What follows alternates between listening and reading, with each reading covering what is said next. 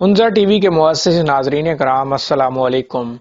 ناظرین کرام، Albert Einstein جس نے دنیا کو مشہور زمانہ تھیوری آف ریلیٹیوٹی دی اور پھر فوٹو الیکٹرک ایفیکٹ کی دریافت بھی کی، جس کی وجہ سے آج ہم میں سے کئی لوگوں کے گھروں میں سولر پینلز موجود ہیں۔ یقیناً اس کا دماغ ایک خاص اور بہترین دماغ تھا، اور شاید یہ دماغ اتنا خاص تھا کہ آئنسٹائن جب 18 اپریل 1955 کو پرنسٹن ہاسپٹل میں فوت ہوا تو موقع پر موجود ڈاکٹر نے آئنسٹائن کا دماغ چوری کر لیا۔ ناظرین سے التماس ہے کہ یہ ویڈیو آخر تک دیکھنے سے پہلے اس ویڈیو کے بارے میں کوئی رائے قائم نہ کریں۔ آئنسٹائن کو اپنی قابلیت کا اندازہ تھا، اور اسے شاید اس بات کا بھی اندازہ تھا کہ اس کا دماغ کتنا قیمتی ہے، اور قریب ممکن ہے کہ اس کی وفات کے بعد اس کے دماغ کو کسی لیبارٹری میں آزمائش در آزمائش کی صعوبتیں برداشت کرنی پڑیں گی۔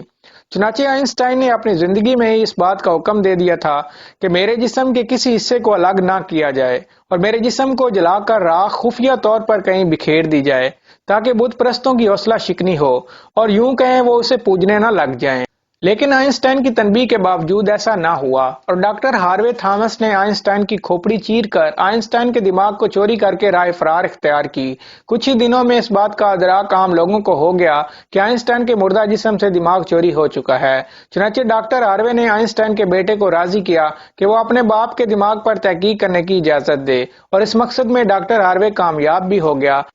اور آئنسٹائن کے بیٹے نے ڈاکٹر ہاروے کو اپنے باپ کے دماغ کو محض تحقیق کے لیے ڈاکٹر ہاروے کو استعمال کرنے کی اجازت دے دی۔ ڈاکٹر ہاروے کو اس کام کی وجہ سے پرنسٹن اسپتال سے جلدی ہی چلتا کر دیا گیا، اور پھر ڈاکٹر ہاروے نے آئنسٹائن کے دماغ کے ساتھ امریکہ کے شہر فلیڈیلفیا میں پہنچ گیا، جہاں ڈاکٹر ہاروے آئنسٹائن کے دماغ کے 240 چھوٹے چھوٹے ٹکڑے کر دیے، اور پھر ان ٹکڑوں کو 2 الگ مرتبانوں میں ڈال کر گھر کے تہہ خانے میں چھپا دیا۔ لیکن ڈاکٹر ہاروے کی شریک حیات کی اس دھمکی پر کہ وہ آئنسٹائن کے دماغ کو ٹھکانے لگا دے گی، ڈاکٹر ہاروے آئنسٹائن کے دماغ کو وہاں سے بھی ایک اور جگہ منتقل کر دیا، اور کسی نامعلوم جگہ پر آئنسٹائن کے دماغ پر اپنے فارغ اوقات میں تحقیق کرنا شروع کر دی۔ لیکن کچھ ہی عرصے بعد ڈاکٹر ہاروے کا میڈیکل لائسنس کینسل ہو گیا، جس کی وجہ سے ڈاکٹر ہاروے قانونی طور پر آئنسٹائن کے دماغ پر تحقیق کرنے کا اہل نہ رہا۔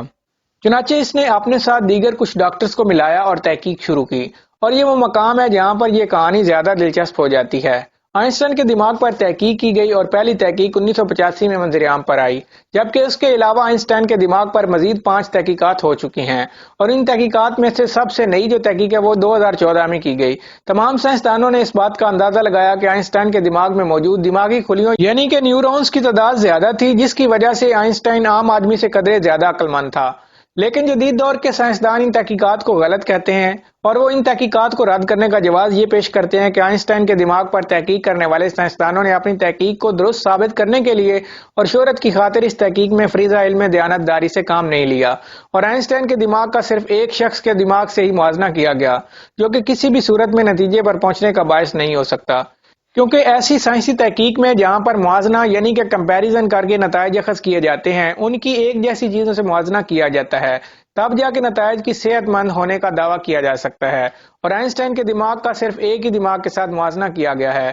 اور سائنسدانوں کے مطابق نتائج اخذ کرنے میں عجلت سے کام لیا گیا۔ اور مزید یہ کہ موجودہ دور کے محققین اس بات پر متفق ہیں کہ آئنسٹائن کا دماغ ایک عام انسان جیسا ہی تھا، اور جب قرآن میں اللہ نے سورہ 3 کی آیت نمبر 4 میں کہہ دیا کہ بے شک ہم نے انسان کو اچھی صورت پر بنایا، تو اس کا مطلب تو بالکل صریح اور واضح ہے، اور وہ یہ کہ تمام انسانوں کو بہترین بنایا ہے، اور اب انسان پر ہے کہ وہ اپنے دماغ کو کس طرح استعمال کر کے اس سے کون سا کام لیتا ہے۔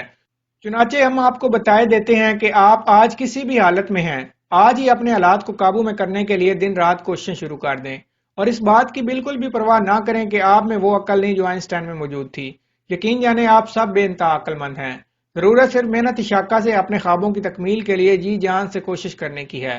اب اگر ویڈیو کے اس حصے تک ہمارے ساتھ موجود ہیں تو کمنٹس باکس میں یس لکھ کر ارادہ کریں کہ آج سے آپ سب دنیا و آخرت میں کامیابی کے لیے جی جان سے محنت کریں گے۔ آپ کے کمنٹس کا ہمیں ہمیشہ سے انتظار رہتا ہے۔ ویڈیو پسند آنے کی صورت میں لائک اور شیئر ضرور کریں، اور چینل پر نئے آنے والوں سے گزارش ہے کہ چینل کو سبسکرائب کر دیں اور بیل آئیکن کو بھی ضرور پریس کر دیں۔ ملتے ہیں ایک نئی ویڈیو کے ساتھ، تب تک کے لیے اپنا اور اپنے دوستوں اور رشتہ داروں کا بہت زیادہ خیال رکھیے گا۔ اللہ حافظ۔